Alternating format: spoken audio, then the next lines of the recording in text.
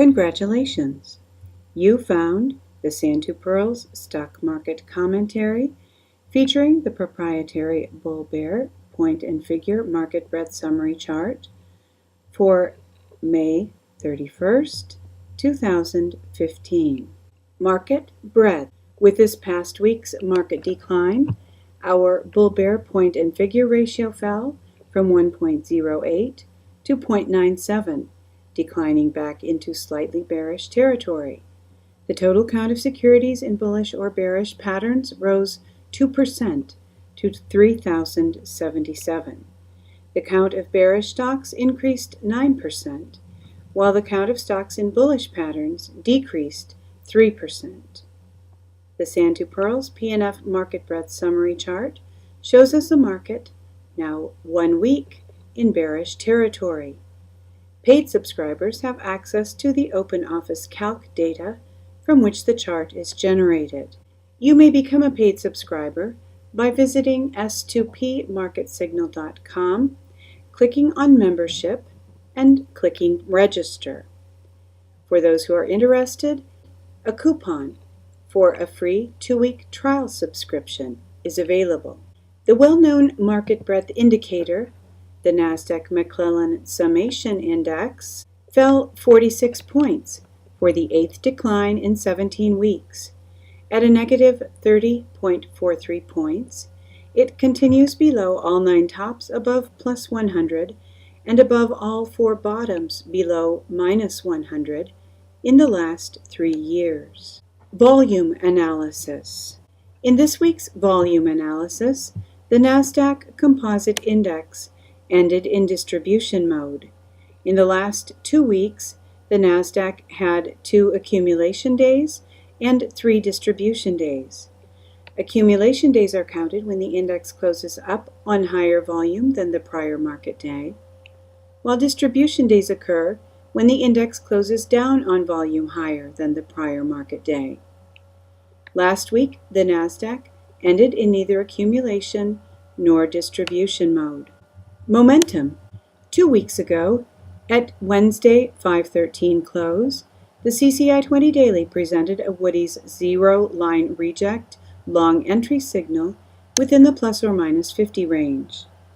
Last week, at Tuesday 5/26 close, the CCI 20 fell below plus 100, so we exit the trade.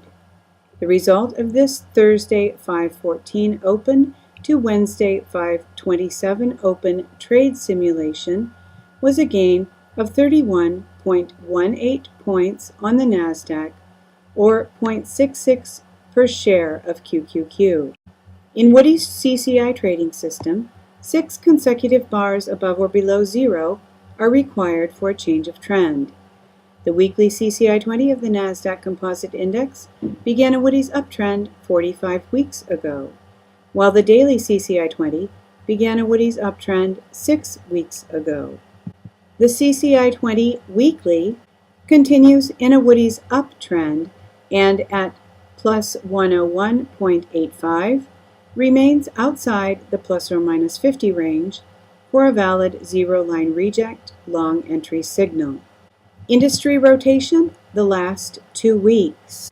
All of the top 5 industries are positive, and all of the bottom 5 are negative. Bullish, semis, continues in the top 5. Brokers has entered the top 5.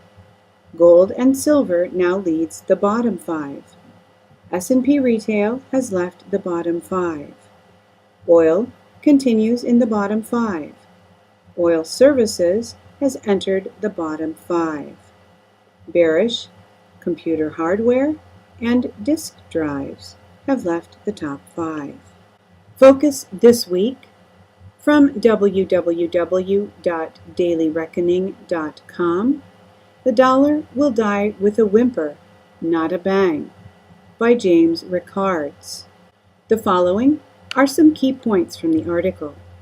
The same force that made the dollar the world's reserve currency is working to dethrone it. It was at Bretton Woods, July 22, 1944, that the dollar was officially designated the world's leading reserve currency, a position that it still holds today.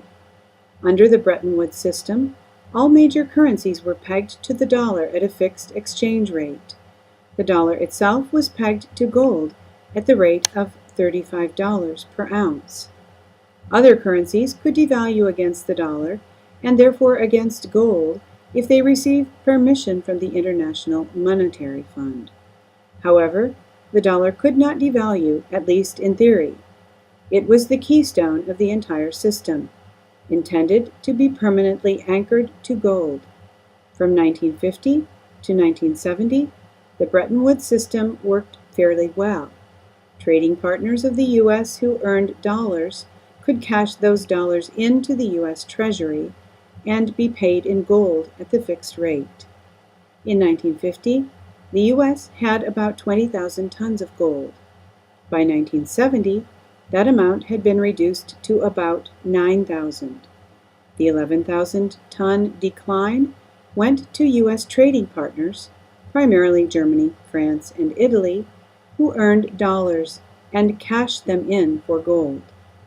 Replacement of sterling by the dollar as the world's leading reserve currency was a process that took 30 years, from 1914 to 1944. By the end of the First World War, the U.S. had emerged as a major creditor nation and a major gold power. The 1944 Bretton Woods Conference was merely recognition of a process of dollar reserve dominance that had started in 1914.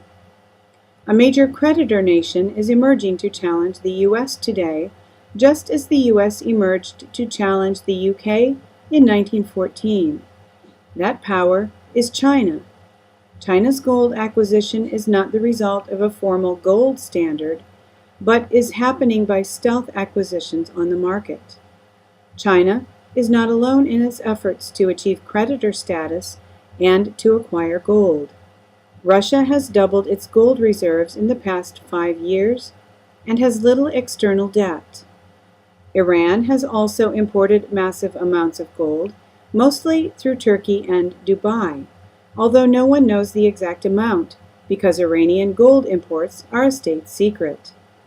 The U.S. is playing into the hands of these rivals by running trade deficits, budget deficits, and a huge external debt.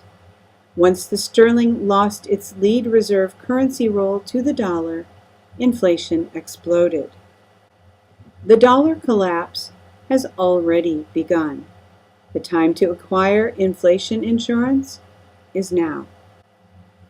Thank you for tuning in for this week's Sand to Pearls Stock Market Commentary, featuring the proprietary Bull-Bear Point and Figure Ratio, compiled by Donald Pearl, www.s2pmarketsignal.com. Hoping that you are enjoying a peaceful and pleasant weekend, that you're looking forward to a great week coming up, and wishing you true success.